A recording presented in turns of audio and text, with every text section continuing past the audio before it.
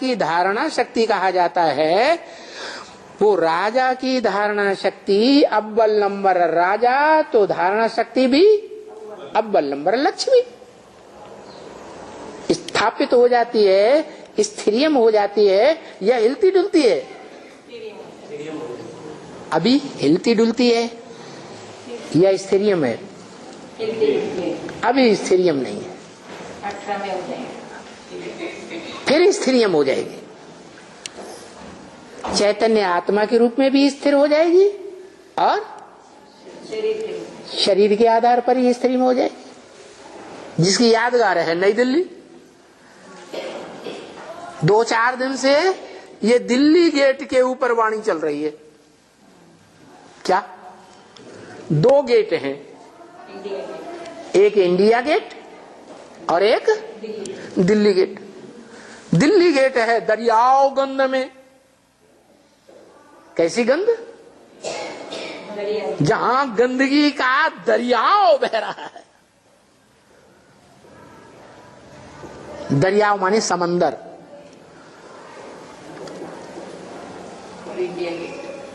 और उसके मुकाबले नई दिल्ली में भक्ति मार्ग में क्राइस्ट के फॉलोअर से क्रिश्चियंस ने बनाया इंडिया गेट।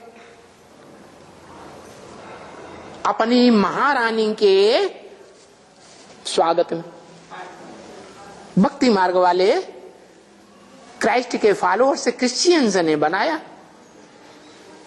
क्राइस्ट और कृष्ण की राशि मिलाई जाती है। झूठी बात है? सच्ची बात। कहां से राशि मिलाते हैं? इसी संगम युग की यादगार है क्या कि असली जब नई दिल्ली की स्थापना हुई थी तो उस समय जो असली कृष्ण था, संगम युगी कृष्ण, उसने राजधानी प्रैक्टिकल में स्थापन करने का निमित्त बना। कौन निमित्त बना? साकार या निराकार या आकार? कौन सी आत्मा? साकारी आत्मा निमित्त बनी। नाम साकार का होता है या निराकार आकार का होता है?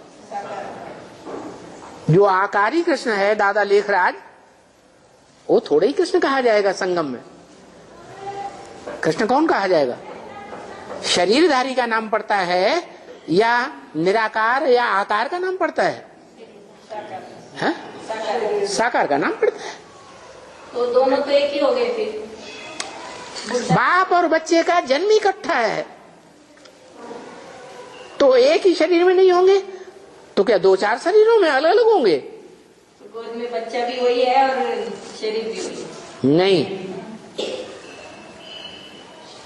गोद में जिसके बच्चा है वो ही वास्तव में बाप है, बाबा है। तो साकार हो गया। हाँ, वो शिव बाबा तब है जब शिव नामधारी और बाबा साकार नामधारी दोनों इकट्ठे हैं, तब वो शिव बाबा है बुढ़ा। और जो कृष्ण बच्चा है वो है तो साकार राम वाली आत्मा, लेकिन उसमें प्रवेश है कृष्ण बच्चा वाली आत्मा। तो बच्चे के रूप में भी दोनों बच्चे इकट्ठे हैं और बाप के रूप में भी दोनों बेहद के बाप इकट्ठे हैं। कौन कौन बेहद के बाप? शिव बाप, आत्माओं का बाप, और मनुष्य सृष्टि का बाप राम बाप। राम को बाप कहा जाता है, कृष्ण को बच्चा कहा जाता है। तो बताया ये है प्यार का सागर। संपन्न स्टेज बने तब है प्यार का सागर, ज्ञान का सागर, सुख का सागर, प्रेम का सागर, पवित्रता का सागर। बीके वालों से पूछो एवर प्योर कौन है तो कहेंगे बिंदी। Practical proof? अरे प्रैक्टिकल इंद्रियों के द्वारा कर्म करके दिखाए तो एवर प्योर या बिना कर्म के एवर प्योर कर्म करके दिखाए। है? कर्म करके कर्म करके दिखाए, वो कर्म की यादगार है शिवलिंग। तुम सब पार्वतियां हो, वो एक है। तुम सब सीताएं हो, राम एक है। तो जो एक है वो ही है एवर प्योर। प्रैक्टिकल जीवन में एवर प्योर बन के दिखाता है। शरीर रूपी लिंग के द्वारा प्रैक्टिकल में कर्म करके एवर प्योर बन करके दिखाता है। इसलिए बोलता है मेरे लिंग की ही यादगार है। वो बोलता है? नहीं, कौन बोलता है? उसको तो लिखना ही नहीं। कौन सी आत्मा बोलती है मेरे लिंग की यादगार है?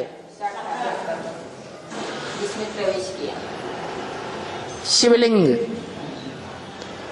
वो तो बोल ही नहीं सकता, क्योंकि उसको तो कोई भी इंद्रिय नहीं है। लिंग तो क्या, न ज्ञानेंद्रिय न कोई कर्मेंद्रिय है। वो जिसमें प्रवेश करता है वो प्रैक्टिकल कर्म करके दिखाता है।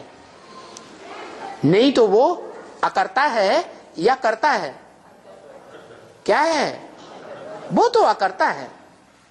वो जिसमें प्रवेश करता है वो करता है। करनहार भी है और करावनहार भी है।